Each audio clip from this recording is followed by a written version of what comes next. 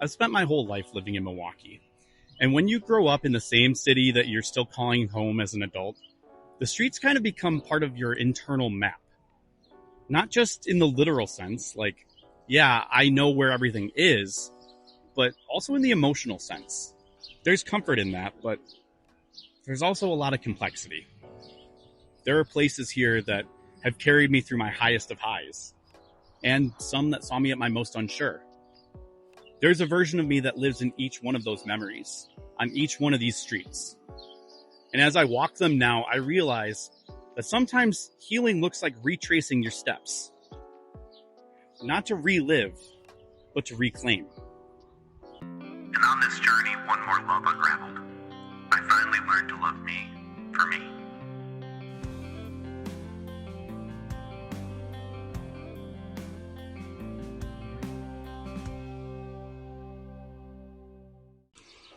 Though I have to say, there's something magical when a community comes together.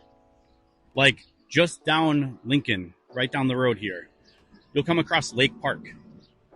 Back in summer of 2016, that park was one of the liveliest locations to play Pokemon Go in the entire country. Hundreds would come together every single day, making friendships that are still strong to this day. I even have a friend who met his wife there playing Pokemon Go. He proposed to her out of a Pokeball and said, "Will you choose me?" Probably one of my favorite proposals ever. I also remember the night the Bucks won the championship in 2021. I was outside Fiserv Forum with 60,000 others. Strangers, yeah, but it didn't feel that way. There was this sense that we all connected for a moment. The collective roar, the folks climbing on light posts, the fireworks. I didn't need to be part of the crowd that was in the arena. I felt the wind in my soul, just from being there. And a few days later, watching the parade, it felt like the whole city exhaled together. After a very long 2020 and first half of 2021, we needed that. And then there are moments that were a lot quieter, but just as meaningful for me anyway. Like last year when I attended my first Pride Fest. I'd lived in Milwaukee all my life, but I'd never been to Pride Fest. I guess for a while, I didn't think it was for me. Being aro-ace, aromantic, and asexual can be a hard place to know where you fit, even in queer spaces. I thought Pride Fest was too big. I thought it was too crowded. I thought I'd fit in somewhere smaller, somewhere quieter. But that day, that was something else. I met up with people from my Aspec support group in person for the first time ever. These were folks I'd shared my story with, that I'd laughed with, that I'd leaned on from behind a screen. And now, for the first time, we were in the same physical space, existing, being fully ourselves with no explanations needed, just being. That felt like joy. Not the loud fireworks and confetti kind, but the quiet kind. The kind that lives in your chest and tells you that you belong. But not every moment is joyful. There's plenty of moments I didn't have that sense of belonging. Ones that I don't revisit as easily. Nights out on Water Street, where certain friends tried to push me to do things that made me uncomfortable. Telling me to dance with girls I didn't know, to flirt, to just try it. Being yelled at for not asking for that girl's number. And I remember standing there, feeling like there was something wrong with me because I didn't want what everyone else seemed to want. Because that's how the nudges that turned to pushes, that turned to ridicule, made me feel. But I eventually learned that I wasn't broken. I just didn't have the words yet to name what I was feeling, or what I was not feeling.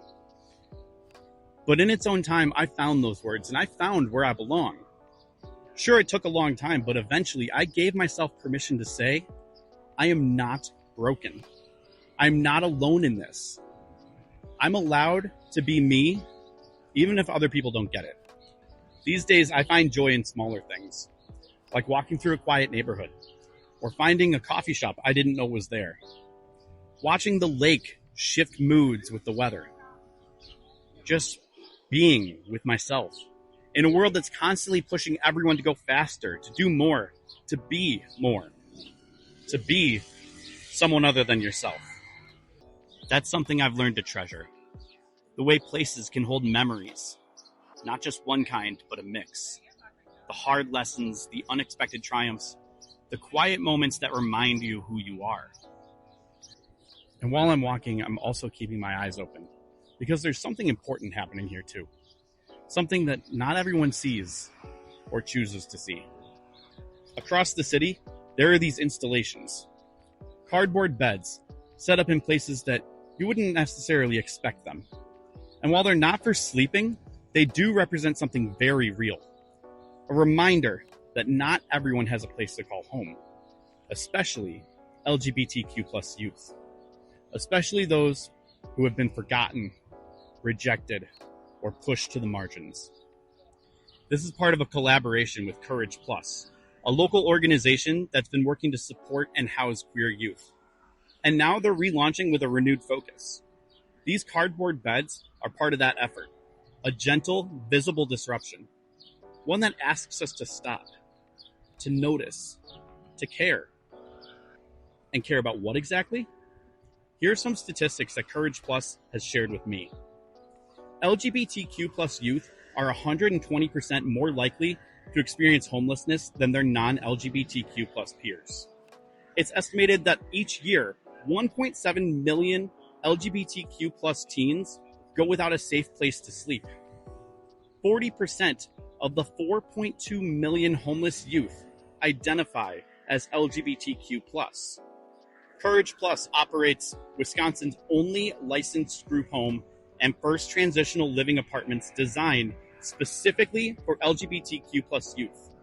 Courage Plus also offers holistic, trauma-informed care that supports the full person, body, mind, and identity, while working to disrupt broken systems and advocate for systemic change. Since its founding, Courage Plus has supported hundreds of young people with housing, education, advocacy, and life-changing community. Community is being there for each other, not just calling out a wild Charizard at Lake Park or high-fiving over a Giannis dunk in the NBA Finals. That's the easy part. Community is picking each other up and not leaving anyone on the ground.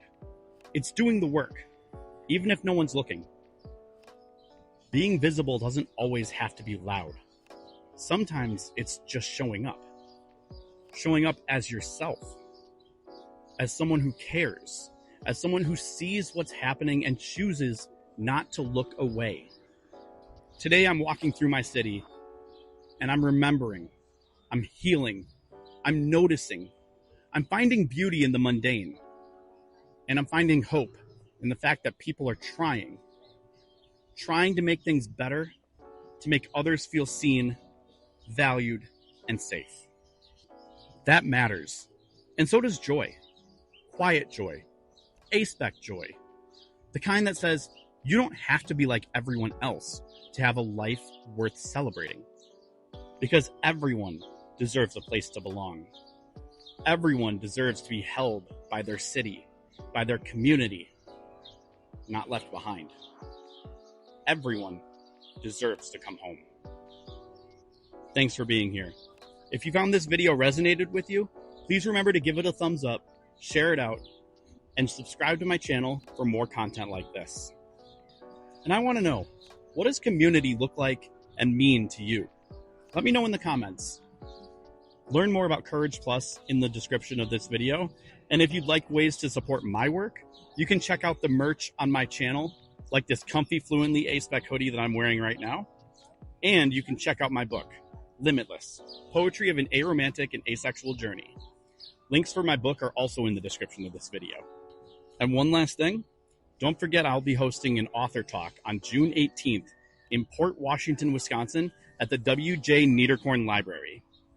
This event will be co-sponsored by Port Washington Pride. Come meet me, pick up a signed copy of my book, and celebrate Pride with this amazing event. Take care of each other and yourselves. I'll see you in the next one.